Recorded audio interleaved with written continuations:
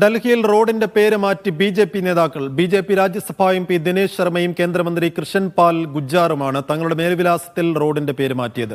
Tughlaq line എന്നത് name പ്ലേറ്റിൽ സ്വാമി വിവേകാനന്ദ മാർഗ് എന്നാക്കി.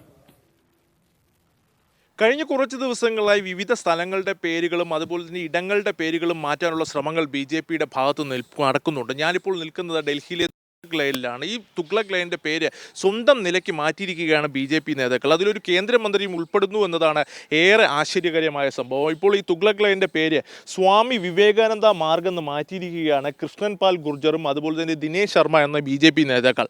കൃഷ്ണൻ പാൽ ഗുർജർ എന്ന് പറയുന്നത് കേന്ദ്രമന്ത്രിയാണ്. അതുപോലെ തന്നെ ദിനേശ് ശർമ്മ എന്ന് പറയുന്നത് മുൻ ഉത്തർപ്രദേശ് ഉപമുഖ്യമന്ത്രിയും അതുപോലെ തന്നെ ബി.ജെ.പിയുടെ രാജ്യസഭാ എം പിയുമാണ്. യാതൊരുവിധ ഔദ്യോഗിക വിജ്ഞാപനവും ഇല്ലാതെയാണ് സ്വന്തം മേൽവിലാസത്തിൽ ഇത്തരത്തിൽ നെയിം പ്ലേറ്റിൽ ഇത്തരത്തിലുള്ള മാറ്റങ്ങൾ ഈ ബി.ജെ.പി. നേതാക്കൾ വരുത്തിയിരിക്കുന്നത്. നമുക്കറിയാം, രാജ്യത്തിന്റെ വിവിധയിടങ്ങളിൽ മുഗൾ ചക്രവർത്തിമാരുടെ അടക്കം പേരുകളിൽ മാറ്റം വരുത്താനുള്ള ശ്രമങ്ങൾ ബി.ജെ.പി. കഴിഞ്ഞ കുറച്ച് ദിവസങ്ങളായി നടത്തുന്നുണ്ട്. ഡൽഹിയിൽ വിവിധയിടങ്ങളുടെ പേരുകൾ ഇതിനോടകം തന്നെ മാറ്റുകയും ചെയ്തിരുന്നു. കഴിഞ്ഞ ദിവസം ഡൽഹി നിയമസഭയിൽ അടക്കം ഇത്തരത്തിൽ മുസ്തഫാബാദ് ശിവപുരി എന്നും അതുപോലെ തന്നെ നജഫ്ഗഡിനെ നഹർഗഡ് എന്നാക്കണമെന്നുള്ള ആവശ്യങ്ങൾ ബി.ജെ.പി. നേതാക്കൾ ഉയർത്തിയിരുന്നു. എന്തായാലും ഇതിന് പിന്നാലെയാണ് ഇപ്പോൾ സ്വന്തം നിലയ്ക്ക് ഈ പേരുകൾ ബി.ജെ.പി. നേതാക്കൾ മാറ്റിയിരിക്കുന്നത്.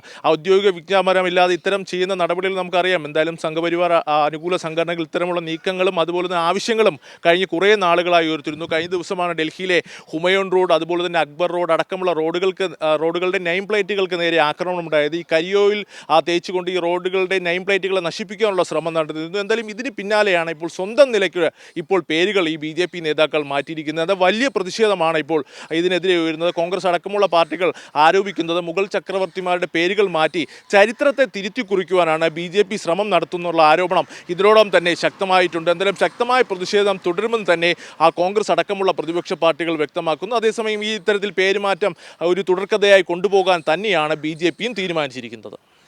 ഡൽഹിയിൽ നിന്നും ഇമ്രാൻ അൻസാരിക്കൊപ്പം അരവിന്ദ് പ്യാർ, മീഡിയ 1.